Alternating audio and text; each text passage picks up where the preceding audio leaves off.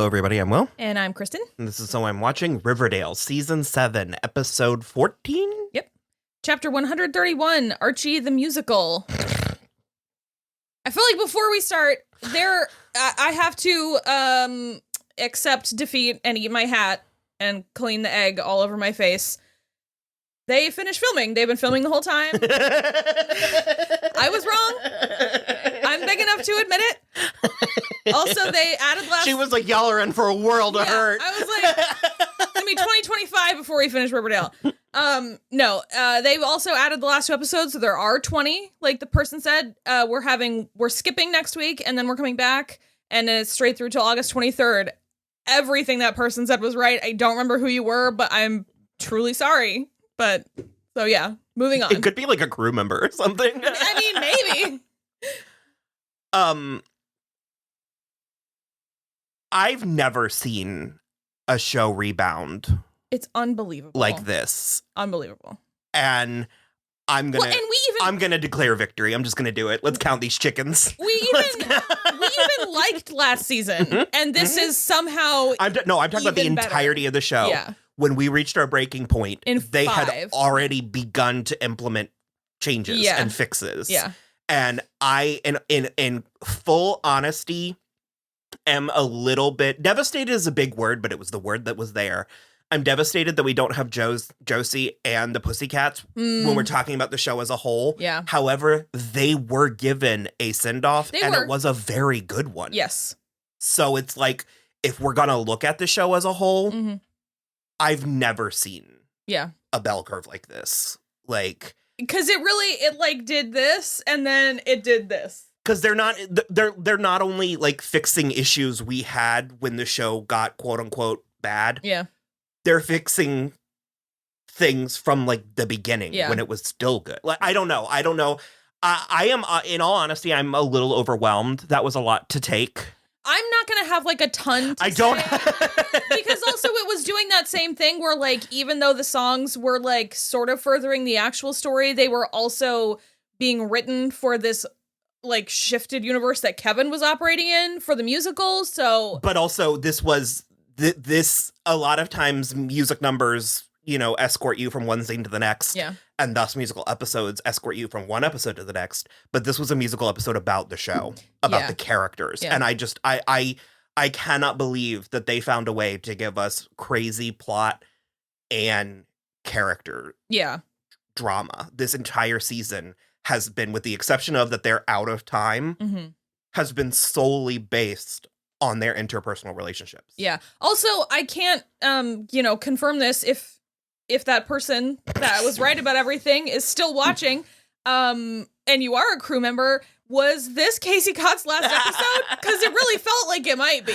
I don't think it was, but that's just one of my many. It's like we lamented so many times about how like poorly they handled Kevin's character at so many different points. The introduction of his mother in this was leaden, for me at least. I don't know. She was fine, and I think that's example of sort of what I mean when I was like, this episode was about the show and tired, like as a whole. That was the point I was trying to make. That it was about Kevin. That this was sort of like fleshing out his character. Home life and stuff. Well, the thing for me, I'm fine with it, and I think it's whatever. We got almost confirmation that Kevin's mom knows he's gay. And also, I am thoroughly convinced that she's a lesbian. But the only thing that got away from that for me is that it was still Mr. Keller that was leaving at the end, whereas, like, I need her to be like, I have to go away to Reno for a little while. Kristen said that like 47 times. If you want to watch along with us, you can head on over to patreon.com/so I'm watching the show. If you haven't seen Desert Hearts, you should watch Desert Hearts, and then you'll understand. Who's in it? Nobody. Oh, is it like an old movie? From the 80s. Oh. So yes. It's iconic lesbian cinema. It's like a huge deal. I remember there was a book from like season 2, and I just remember that's what it was called that Cheryl was reading. I don't know if it was a book, but well, Cheryl was reading a book about lesbians in season 2. And so I just assumed. Yeah. Yeah, I mean, none of these, I've like, feel like I've heard of these women, but they are not like ultra famous. But yeah, this episode, considering that it was about Archie, you know, Archie the musical, this was Kevin. Yeah. And I mean, I think that he's going to be in the next few episodes, but you're right. Yeah. This was sort of his. It felt like a send-off for Kevin. And the way that Casey was like crying in the final scene was really like that. I really was waiting for like the end credits to have like behind the scenes. And that's a series wrap on Casey Cotton. Yeah. Betty and Veronica kissed. And I wanted it. Yeah. I wanted it the whole time, the whole season. Yeah. And then I wanted it these last 3 episodes.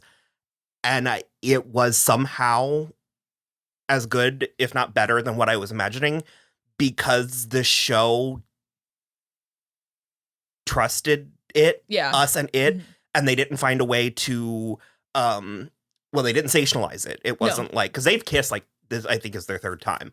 I feel like at least. But the first 2 was very like, ooh, look at the lesbians. Yeah. It wasn't that. No. It didn't undercut, like, that they just trusted us to understand what was happening and not qualify it. It was not qualified within an inch of its life, which, I mean. Well, okay, because we've been dancing around it for a couple of weeks now because they've decided that they love each other, which is a delight. And then throughout the musical numbers for the girls in this one, they were like, because Archie was just like, couldn't choose between any of the girls at school. And Betty and Veronica and Tony and Cheryl were like, this sucks, dude. Like, we're not doing this. And so then Veronica was like, I'm going to get my close personal friend Cole Porter to write a song. And then it was called like The Universe Is You or something. The Universe Inside You, something like that. It was beautifully done. And they sang it so well. And just the whole like vote B and V for like co-presidents. A total delight. But then my literal favorite part about it was when they were after the fact in the like student lounge, and we should talk about that. Like, something definitely happened and we should really discuss that. And then Archie comes just barreling in like a fucking bull in a china shop. And he was like, I don't want to kiss either of you right now. I have to work on myself. And they just were like, huh? He talked about them like they were lapdogs. I'm extremely fond of both of you. Yeah. Thanks, Jim dear. It was hysterical. But like I kind of keep coming back to it because I sort of can't believe that it happened to this episode and there wasn't giant like neon signs pointed at it, and that it didn't sort of like, well, to say it again, it wasn't qualified. Yeah. Was it romantic? Kind of. Yeah. Was it platonic? Kind of. Like, was it like... Well, and then again, especially with that scene, I keep comparing this season slightly to Sense8. Sure. And... Yeah. Because again, comparing it or going back to that scene in the student lounge when Betty was like, there are more emotionally rich mountains to climb. And I just like, yeah, climb that mountain, Betty. Climb every mountain. Betty, I need Veronica to rock her shit. Like, I just do it. That's why I got so disappointed when everybody came in the final musical number, is because I was taking my Sense8 thing literally. And so when Archie... that's too many people. When Archie came in with Kevin, I was like, gay. And then once like Midge and Fangs were there, I was like, we're not gonna do this. Production, I see you. This episode, fantastic. It was expensive. Costumes. It was complete. They do so much on this show with very. I mean, it's actually the CW has money. It's the flagship show right now. Well, I was about to say like these shows are cheap, and it's like no, the CW has money. These are expensive shows. Well, they don't have money, but they spend money. Well, I was just gonna be like, this is a very impressive production, what they're able to do with what they have. And this is high praise. I'm going to compare it to The Magicians. Sure. Like, I have never seen one set be that versatile before. Mm-hmm. And I mean, there were entire almost La La Land-esque shots in this that I just, I'm very blown away. Well, also, like, sorry, how many costume changes did Betty and Veronica have in this episode? 10 at least each? 10 each, at least. And Tony and Cheryl didn't have very many fewer than that. Mm-hmm. I mean, And they were all spectacular. Like, so good. All of the pink and red ones from the Frenemies song, which was hilarious. And then I loved that they were all four of them were pissed for like the same and also different reasons. It was just good. It was pretty good. There was just a narrative cohesion in this episode, let alone the season. Yeah. And it's just like, I cannot make ass or dick of Julian. No, I don't get it. I have no idea what he is. He was enjoyable this episode. Sure. I mean, he wasn't just like, what was it Brad Evans kept saying, where he's just, he is vile. I don't know. He had an entire musical number where we were watching him attempt to hold a candle to Archie. Yeah. And I was just sort of like, what? I just felt very, what is Rebel Wilson? What an odd thing to say. Yeah. The whole episode.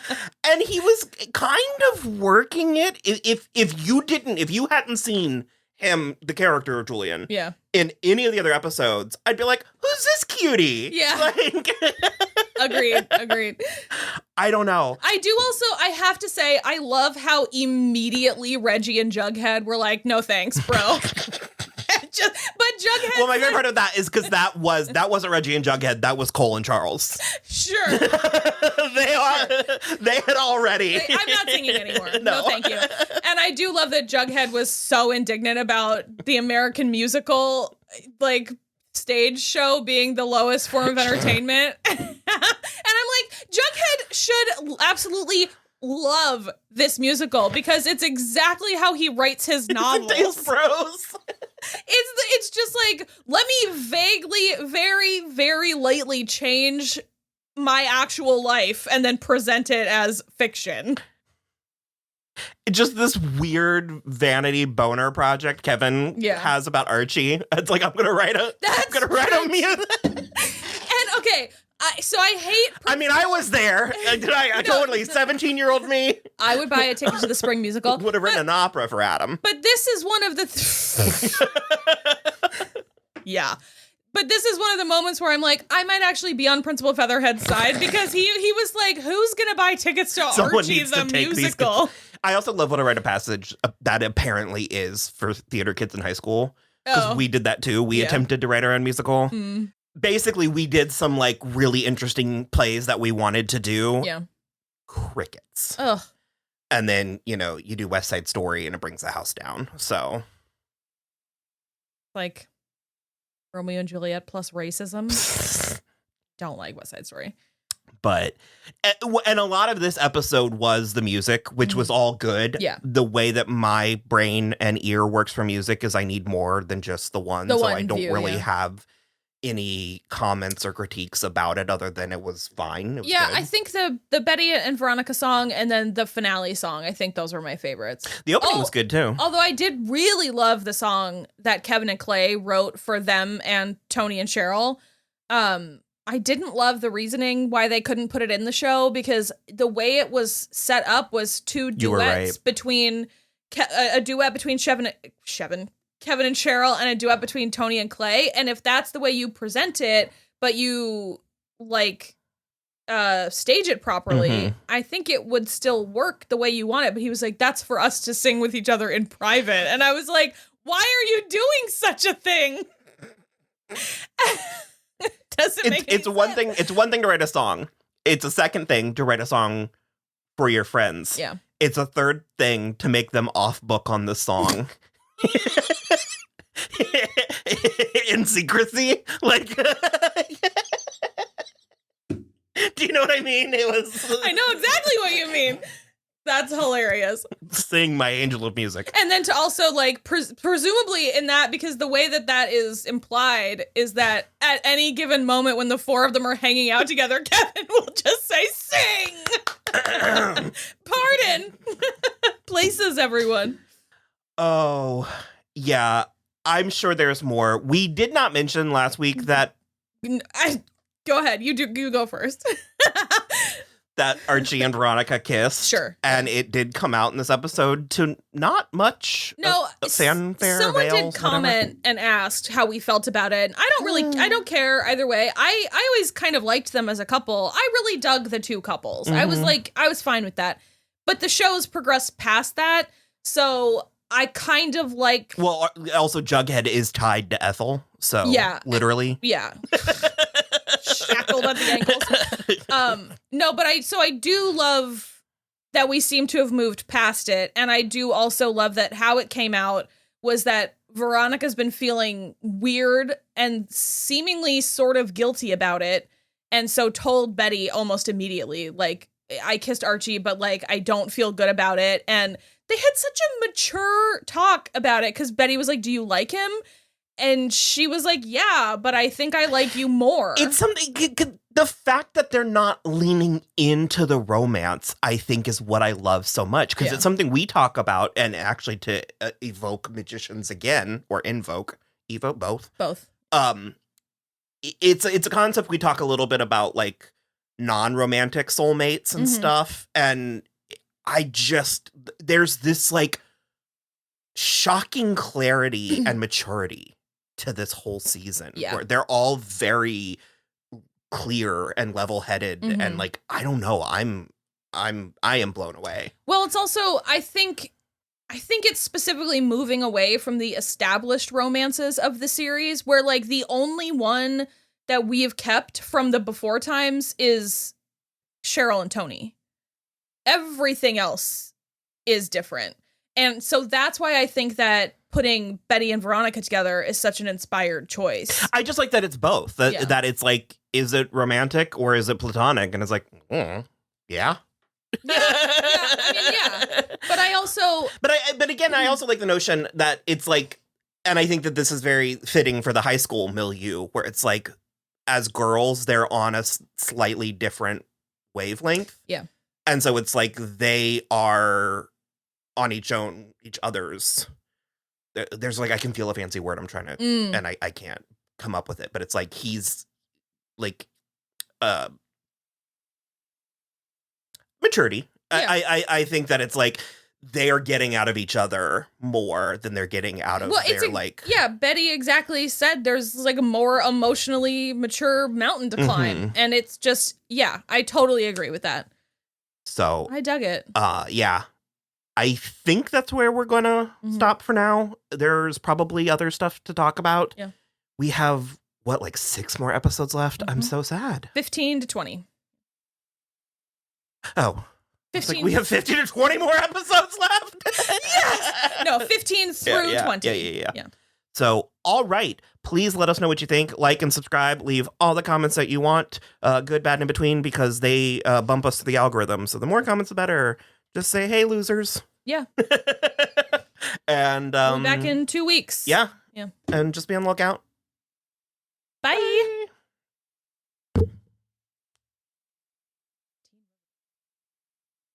Baltimore Crab. I'm saying.